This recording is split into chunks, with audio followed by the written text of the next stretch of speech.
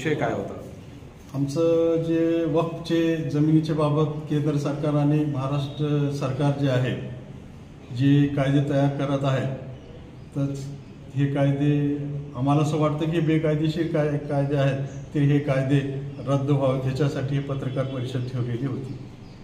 आणि ह्याच्यामध्ये महाराष्ट्र सरकारने जे आहे जमिनी दोन वर्ग जे आहेत त्याचं एक वर्ग करणार आहे. ह्याच्यामुळे मुस्लिम देवस्थानचं आणि हिंदू दोन्ही देवस्थानचं आणि मराठवाड्यामध्ये नुकसान होणार आहे.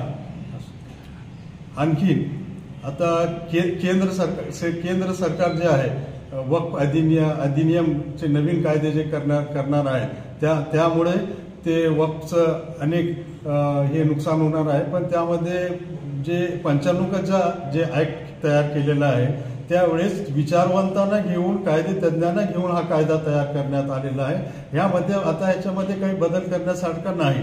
आणि असं काही मीडियामध्ये येत आहे की एखादी जागा जे वक्फची जागा आहे असं सांगितल्यानंतर ते वक्फची जागा होत आहे, असं अजिबात नाही. याच्यासाठी सुद्धा पूर्ण त्याचे डॉक्युमेंट पाहूनच वक्फ बोर्ड असो वक्फ ट्रिब्युनल असो यांनी डॉक्युमेंट पाहिल्याशिवाय वक्फ प्रॉपर्टी आहे हे फायनल करत नाही.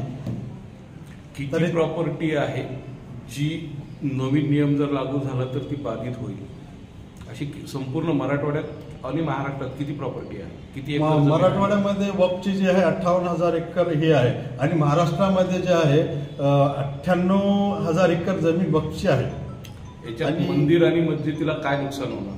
मंदिर हे त्यांची सेवा करण्यासाठी निजाम सरकार जे आहे यांची मंदिर आणि मस्जिद, दर्गा, कब्रस्तान यांना ईदगाह, दर्गा यांना जे दिलेले आहेत त्यांनी सेवा करून त्याची सेवा करून उपजीविका भागणे आणि ते व्यवस्थित व्यवस्थापन करणे ह्याच्यासाठी त्यांनी दिलेलं होतं.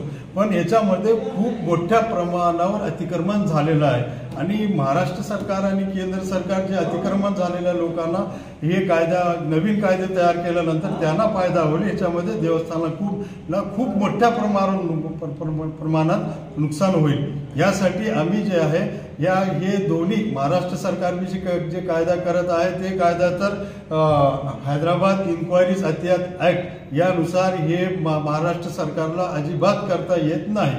ते बेकायदेशीर महाराष्ट्र सरकार निर्णय घेत आहे. त्यांच्या विरोधात आम्ही हायकोर्ट वगैरे जाणार आहोत. आणि केंद्र सरकार दोन्ही याच्यात जर बघितलं, मंदिर असेल मस्जिद असेल यांच्या ज्या प्रॉपर्टी आहेत त्याच्यावर धनदांडग्याचं आणि राजकीय नेत्यांचं अतिक्रमण आहे. हे राजकीय नेत्यांना पाठीशी घालण्यासाठी वर्ग 2च्या जमिनी वर्ग 1 करण्यात येत आहे का? काय वाटतंय?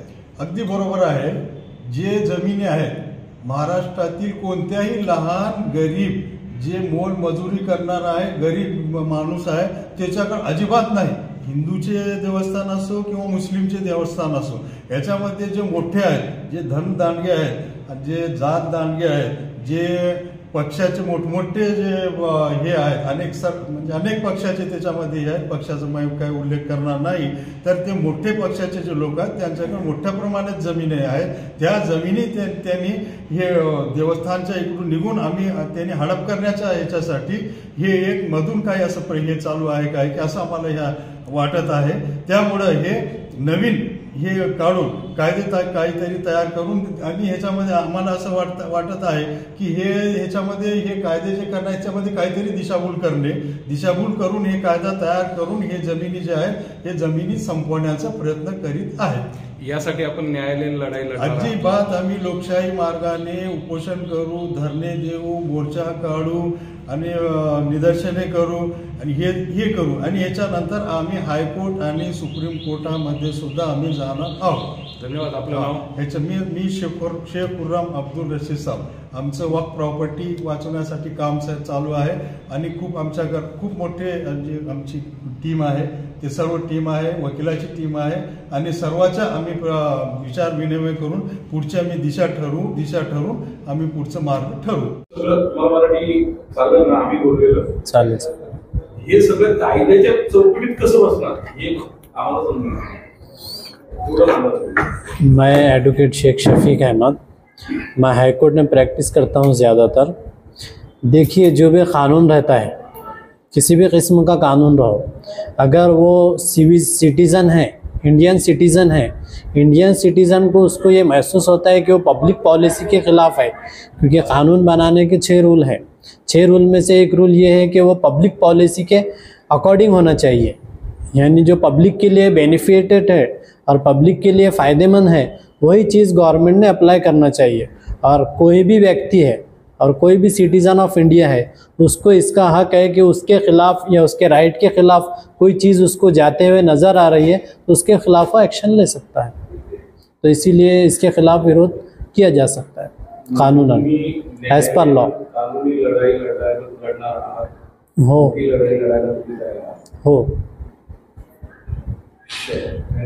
कायद्याच्या अंतर्गत जे पॉसिबल आहे ते आम्ही करू शकतो.